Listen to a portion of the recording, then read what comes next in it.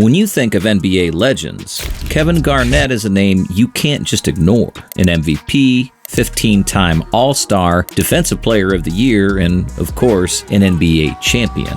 But what really made him stand out was his intense passion and relentless drive to win, no matter the cost. I feel like my intensity is right where it needs to be. If you're going to be anything in this league, you got to have enough. To me, he's the most intense player I've ever seen. On the court, Garnett didn't just play to win games. He was there to get inside your head, crush your spirit, and let you know about it every step of the way. My job is to stop you. So I don't anticipate you liking me. I don't anticipate you trying to be my friend, because I'm not trying to be your friend. Love him or hate him, his greatness was undeniable. But where did this fire come from? Why did Garnett become one of the most feared and hated figures in NBA history? Before we get into that, please like the video and subscribe to the channel. Thank you for watching one of the best new basketball channels on YouTube, Swish Archives. You know, Gary, you're in the Hall of Fame. Shaq, you're in the Hall of Fame. I'm in the Hall of Fame. Kevin, you're borderline Hall of Famer. Gary, borderline. Me and Shaq have been talking Champion. Champion. It's all good. Champion. It's all good. I'm a champion too. Go ahead. Shaq, you're a champion. Gary, you're a champion. Kenny, you're a champion. You know, Chuck, you almost a champion. Even after retiring in 2016, Garnett didn't leave behind his signature trash talk. As the host of Area 21 on TNT's Inside the NBA, he kept doing what he did best, verbally tearing into players with the same intensity he had on the court. Whether on TV or in interviews, KG was always ready to bring the heat. We broke LeBron. In Game 5. So get your ass out of here with that, all right? You understand how you got the Cleveland, how you got the Miami bill? You remember That's that? true. The C's, we didn't give a fuck about LeBron. We didn't fear LeBron, and we didn't think that he can beat all five of us. And that's how it felt. His trash talk earned him a lot of enemies over the years. Iman Shumpert once admitted that KG taught him the art of trash talk, although he couldn't go as far as him. In a recent conversation with Gilbert Arenas on Uninterrupted, Shumpert recalled Garnett's habit of talking trash while someone was shooting free throws, and it was impossible to ignore. All that extra shit, I'm like, bro, I ain't got time for that. Some ball nigga shit. Why when the pin drop do you keep going? Like, you getting louder, you on the road, like, we can hear you at this point, G. Like, He's sweet. He's sweet. Oh, bro, it's like House in the house. You forcing me To understand where it all started, we need to go back to his early days.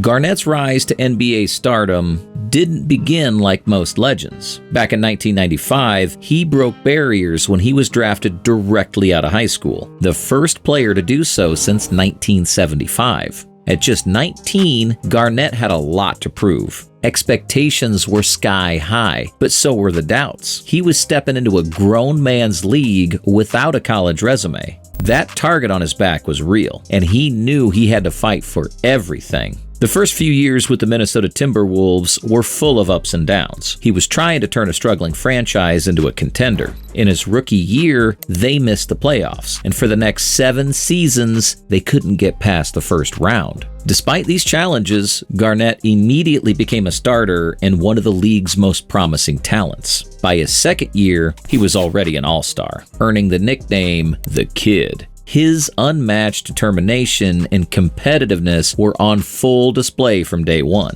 Whether it was slapping the floor, barking at opponents, or using his athletic frame to dominate defensively, Garnett's impact and energy were impossible to miss. At nearly 7 feet tall with the skills of a guard, he was one of the few who redefined the role of big men in the NBA. Garnett paved the way for the modern forward and center positions, showcasing agility, athleticism, and perimeter skills that were unheard of at the time. He was a glimpse of the future. A big man who could defend the rim, grab the rebound, lead the fast break, and finish with a dunk at the other end. His versatility and rapid adaptation to the Timberwolves' needs, even as a teenager, silenced critics who doubted whether high school players could handle the NBA's pressure. Garnett's true breakthrough came during the 1998-99 season, where he averaged 20.8 points, 10.4 rebounds, and 4.3 assists per game. But this was just the start of his rise. By 2004, the Timberwolves improved their roster with 2 key additions: highly talented Latrell Sprewell and the experienced 2-time NBA champion Sam Cassell. It was no longer a one-man show in Minnesota. That season, KG averaged career highs across the board: 24.2 points, 13.9 rebounds, 5 assists, and 2.2 blocks per game. He led the league in rebounds, earned MVP honors, and took the Timberwolves to their first ever Western Conference Finals. However, an injury to Cassell derailed their championship hopes, and the team fell to the Lakers in 6 games. Over the next 3 seasons, frustration mounted as the Timberwolves began to fall apart. For 12 years, Kevin Garnett remained loyal to his team. He never requested a trade, instead shouldering all the blame when they were knocked out of the playoffs early on and taking full responsibility when they could no longer make the postseason. KG felt the sting of every failure as deeply as he celebrated the team's rare successes. By 2007, though, he decided it was time to move on. That change came when Garnett was traded to the Boston Celtics, where he joined forces with Paul Pierce and Ray Allen. His arrival injected the team with the leadership and toughness they'd been missing for years. The Celtics' big three clicked almost instantly, and Garnett's dominance and defensive prowess were crucial to their success. It was during this period that his competitive fire started to boil over into something else: trash talk. In 2008, the big ticket led the Celtics to their first NBA championship in 22 years, cementing his place in basketball history. That same year, Garnett was named NBA Defensive Player of the Year and ranked 3rd in MVP voting, behind only Kobe Bryant and Chris Paul. His immediate impact in his debut season with Boston set the stage for what seemed like a potential dynasty. However, injuries in 2009 and a heartbreaking finals loss to the Lakers in 2010 signaled the beginning of the end for Boston's championship window. Aside from his All-Star selections and ongoing knee issues, Garnett's 5 additional seasons with the Celtics were relatively uneventful. In 2013, he was traded to the Brooklyn Nets, where he had a short stint before returning to the Minnesota Timberwolves and retiring in 2016. As Garnett's game evolved, so did his mouth. He wasn't just a talker, he weaponized his words. His trash talk became legendary, but for all the wrong reasons. KG had no filter, cursed all the time, and took no disrespect from anyone. One of the most infamous incidents involved none other than Carmelo Anthony. At that time, Melo was an offensive powerhouse, leading the NBA in scoring. During a heated matchup between the Celtics and the Knicks, Garnett got under Anthony's skin like few ever had. Their physical battle in the post escalated when KG allegedly insulted Melo's wife, sending him into a rage. The two had to be separated on the court, but the tension didn't end there. After the game, Carmelo waited for Garnett by the Celtics team bus to confront him. The situation was diffused by Madison Square Garden security, several police officers, and then Knicks head coach Mike Woodson. "There's just certain things that you just don't say to another man," Anthony later said about Garnett's line-crossing comment. Given his fiery reputation, it should be no surprise that former NBA big man Kenyon Martin ranked him at the top of his 5 most hated players list. Garnett was also known for his vicious trash talk toward Tim Duncan. The rivalry between the two future Hall of Fame power forwards was intense, but Garnett's mouth took things to another level. During a first-round playoff game on May 9th, 1999, he went too far, taunting Duncan by cruelly saying, "Happy Mother's Day," as the Spurs legend prepared for a free throw. This was particularly insensitive given that Duncan's mother had died from breast cancer shortly before his 14th birthday in 1990. Despite Garnett's continuous provocations, Tim remained composed and led the Spurs to victory. In fact, Duncan exemplified how to handle Garnett's antics by not letting them affect him. Instead of reacting to his trash talk, he kept his focus on the game, even giving Garnett friendly taps on the backside after scoring. This only seemed to frustrate the KG more. Garnett's intensity took a toll on his opponents. In a 2010 game against the Washington Wizards, Andre Blatche, who had an impressive performance with 23 points and 9 rebounds, was emotionally undone by KG.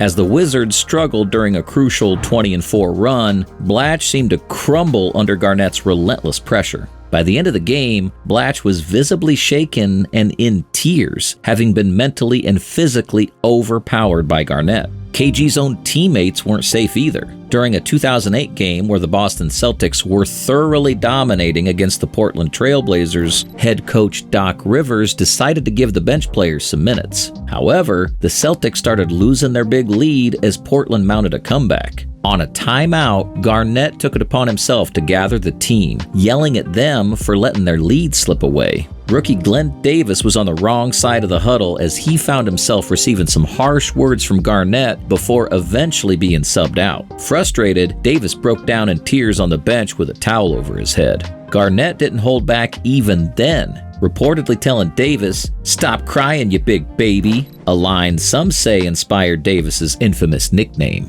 Imagine being a rookie idolizing Kevin Garnett, only to have those dreams shattered the moment you meet him. That's exactly what happened to former Bulls forward Joakim Noah in 2007.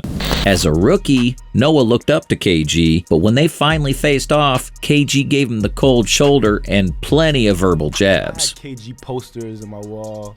I had a fucking KG jersey growing up. The first time I play KG, I'm hype as hell. Like, we're playing the Celtics, I'm on the Bulls.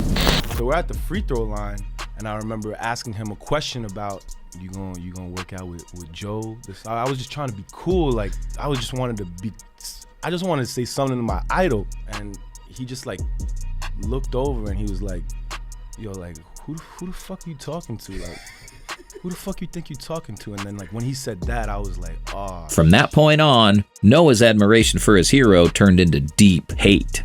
During an interview in 2010, Noah didn't hold back, openly expressing his dislike for Garnet. I don't like him. Yeah. Very mean guy. Really? Like, I mean, there's no love there. Where's the love? Yeah. You know what I'm saying? Like, none at all. Just nasty. Yeah. Ugly too. By the way, their animosity even led to Kevin attempting to bite Noah in 2014. As KG's former running mate, Paul Pierce, says, he didn't have an off button. His energy could overwhelm his opponents, but trash talking wasn't just a tactic to shake opponents. It was the fuel that kept him on fire. But that's just who Kevin Garnett was. He always tried to gain a mental advantage over his opponents, never hesitating to cross any personal lines on the way. Sure, it didn't earn him many friends on the court, but for KG, it was all about the competition and victory, even at the cost of his personal image amongst peers. When I played, I didn't play to make any friends. I wasn't playing to be liked or anything, man. I played with a tenaciousness of understanding that I'm about to be stepped on versus let me step, you know? And that's how I play, man. I play with no apologies. If you didn't like what I was doing, or if you didn't like how I played, you either met the level or you quit. We're playing for that number one forward, that number one player, that MVP every year. Looking back at his career, Garnett remains one of the most polarizing figures in NBA history. Some people loved him for his passion. Others hated him for his mouth. To his teammates, Garnett was the ultimate leader, pushing them to their limits with the same intensity he brought to every game. To his rivals, he was a nightmare, a player who would do whatever it took to win. No matter how much criticism he faced, Garnett never gave up on his fierce approach. Instead, it only made him hungrier to win. Imagine if he'd been drafted by a more successful team. He probably would have won several more rings. So what do you think? Do you think KG deserves to be hated because of his trash talk? Or was it simply business? Let us know in the comments. If you enjoyed this video, please give it a like and subscribe to the channel if you haven't. Thanks for watching, and we'll see you on the next one.